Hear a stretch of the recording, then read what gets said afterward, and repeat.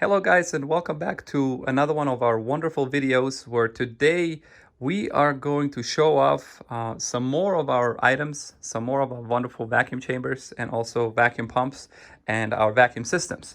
So this particular system is very special because this particular system is automated, meaning that you have a controller right here that will, through these two valves, solenoid valves, control the vacuum inside this chamber and fully automate your vacuum bubble leak testing cycle.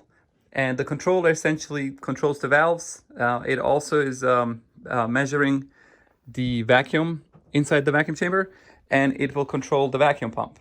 So the mode of operation is that the vacuum controller, you will set your target vacuum, and then you will also set your evacuation, and you will also set your hold time.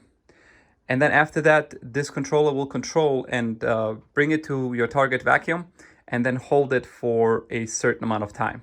So let's get started. So essentially you can just turn it on in the back and it will turn on. And let me show you the settings that you have. So you have the chamber vacuum, actual vacuum, which is 0 because we haven't we're not pulling any vacuum. But the set point is 50 kilopascals. And then we also have a dwell time, actual dwell time right here. Now the set point is 30 seconds. And the way that you can set this up is very simple. You hit F3 and you know that you're in the settings screen because now the background color turns orange.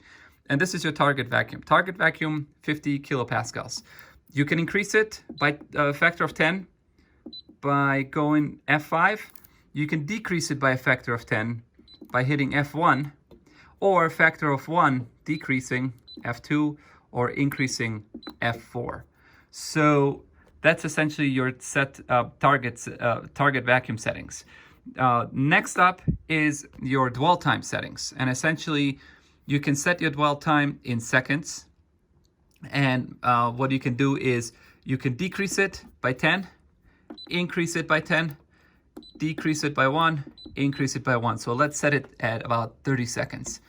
And then the next setting is the maximum evacuation time, and this time is a setting that will essentially hold the pump or the pump evacuation time for 300 seconds. And if your target vacuum is not reached, it will go ahead and run the cycle anyways. So this is sometimes useful if you are it's almost like a like a timeout, because you don't want to be pulling vacuum for, let's say, 12 hours on a chamber. This is not intended to be set for 12 hours.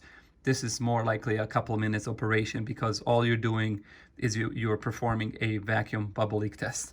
And then by hitting F3, you will go back to your main screen and it says ready. So to start your evacuation and to start your cycle, all you have to do is press F1.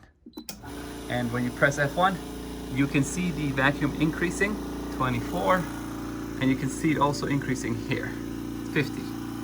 Once it hits 50, it's going to hold it. And it is going to hold it for about 30 seconds. So you can see the actual chamber vacuum is 50, and you can also see the set point is 50.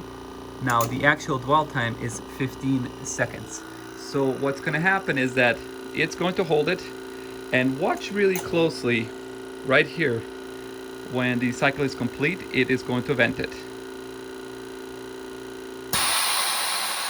Right there. And your cycle is complete and the chamber is vented. And so once the chamber is vented, you can go ahead and open it and remove your specimen. So let's do something else. Let's say that we want to do a 10-second cycle at 30 kilopascals. So what we're going to do is hit F3, brings us back into the set target vacuum. We're going to do 30 kilopascals, and then we're going to decrease it to 10 seconds for our dwell time. And then of course we will leave the max evacuation time at 300, which is 5 minutes. That's the default setting. Okay, so let's get started. You hit F1 and off she goes. It's going to increase until it gets to 30. Once it gets to 30, it is going to hold it for 10 seconds. There we go, and the chamber is vented. So you can set your target vacuum as high as you can go. This oil-free vacuum pump will go to about 85 kilopascals. You can also go with rotary vane vacuum pumps, and they will go higher to about 100 kilopascals. Now, that is, of course, assuming that you are on sea level. If you're at a higher altitude, your vacuum, the maximum vacuum that you will be able to evacuate, will be much, much lower, of course. And this is essentially pretty much it. What we also have is this whole system is on a table frame structure, and the wheels are lockable swivel casters. So you can move this table around, you can rotate it, and it is very, very useful when you have a facility that is flexible, that is growing, where you are constantly moving and improving. So these lockable swivel casters do come in handy.